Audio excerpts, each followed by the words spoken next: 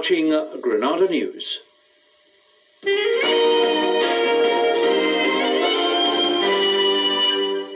Good evening. The Health Secretary, Stephen Dorrell, says there'll be a full independent inquiry into the running of Ashworth Top Security Hospital on Merseyside. It follows a number of allegations about paedophile activity and fears that an 8-year-old girl may have been abused while visiting the hospital. Angela Pearce reports. At a news conference in London this afternoon, the Health Secretary, Stephen Dorrell, announced the suspension of Ashworth Hospital's Chief Executive, Janice Miles, plus that of 2 nurses. He confirmed the suspensions followed an investigation into the running of the hospital's personality disorder unit, when a substantial quantity of pornographic material was found. There have been some very serious allegations made about paedophilia, about pornographic material being available, about financial irregularities in one unit within the hospital. The government inquiry was ordered last year after a patient, Stephen Daggett, absconded whilst on a shopping trip to Liverpool. He returned 2 weeks later, saying he'd escaped as a protest against his care. He was later transferred to Rampton, but claims he made sparked off the internal inquiry. Then in January this year, a search of Lawrence Ward revealed a substantial amount of pornographic material. Also in January, the police visited the home of a former Ashworth patient and a child was taken into care. A 14-year-old boy has admitted murdering 9-year-old Jade Matthews on a railway line on Merseyside. The judge ordered Brian Smith to be detained indefinitely. Andy Gill reports. When he came to court today, Brian Smith pleaded guilty to murdering Jade Matthews. Until now, he'd admitted giving the 9-year-old a lift on his bike, but had denied killing her. The court heard that he and Jade had been playing together in Bootle one Sunday afternoon in July. He gave her a lift on his mountain bike to a little-used railway line in Netherton. But when Jade said she was tired and wanted to go home, Smith became angry and pushed her over, injuring her head. He took her to his grandmother's nearby, but she wasn't in. When Jade threatened to tell on him, he took her back to the railway line, cycling so fast she couldn't get off. He decided to kill her, broke off part of a discarded window frame with his foot, and clubbed her to death. Brian Smith remained impassive as Mr. Justice Kay sentenced him to be detained indefinitely. The judge said you murdered Jade for your own selfish reasons, because you didn't want people to find out that you'd lost your temper and injured her. And that was a dreadful thing for anyone to do, whether young or old. The judge said, I think you are a very, very dangerous boy. Up to 500 jobs at the Ford Halewood plant on Merseyside have been saved. 2 days of talks between the chairman of Ford and union leaders have resulted in a deal that will safeguard the future of the plant. Alison Tarpey reports.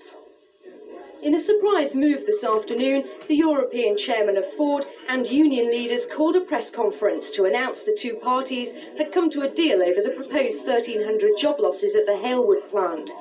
Up to 500 jobs will now be saved, with confirmation that the plant will definitely be given a new model to build after the year 2000. We're delighted that the agreement not only is good for Britain, it's particularly good for Halewood and for the Southampton plants. It does now guarantee a very genuine, long-term future for both of these plants and for the many thousands of British workers that work in them. We're absolutely delighted for that. Tonight, the MP who spearheaded the campaign to save jobs echoed the company's hope for the future. Although in the short term we may be losing some jobs, in the long term, if the plans of Ford, as I understand it, do come to pass, then we shall be back to those 1,300 and beyond, with double shift, maybe triple shift, high volume working on a production line of Ford Halewood. That's good news. Ford has described this deal as a historic agreement, assuring everyone here at Halewood that the plant's future is now secure.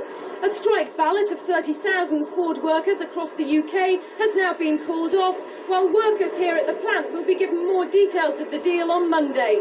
An 18-year-old nanny from Chester is under arrest in the United States. She's accused of assaulting a 9-month-old baby boy who's now in hospital. Louise Woodward was arrested on Wednesday after the baby was taken to a hospital in Boston. In court, she denied claims she had shaken him and dropped him on the floor. If she's convicted, she could face 15 years in jail. Finally, the region's Chinese community are celebrating New Year, and for these school children in Liverpool, it was a chance to ditch the national curriculum for the day and enjoy some music and dance. Pupils from St Anne's Stanley School in Old Swan were treated to the display at the Chinese Communities Pagoda Centre to mark the start of the Year of the Ox. And that's the news this Friday evening. We're back with bulletins over the weekend. The first at 1:05 with Elton. Have a nice weekend. Bye-bye.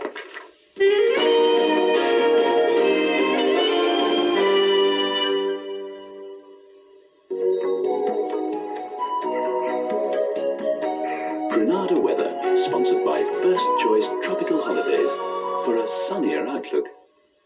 The evening and night will stay dry and the temperature will fall quickly to a low of -1 Celsius, 30 Fahrenheit, giving a touch of frost away from the coast. The morning will be dry with some sunny spells, though the sunshine will turn hazy by midday. It will also become quite windy. Cloud is expected to thicken in the afternoon, especially north of Preston, very windy, top temperature 9 Celsius, 48 Fahrenheit. Sunday starting cloudy with some rain, brighter later. Monday, cloudy with periods of rain, heavy at times, drier after dark. Tuesday will be a brighter day with sunny periods, but less mild. Wednesday will start bright and dry, but rain will sweep across the region after midday. For a more detailed local forecast, call Weather Update, sponsored by First Choice Holidays on 0891 559977. This is murder, Sheila. That means prison for life. Are you threatening me?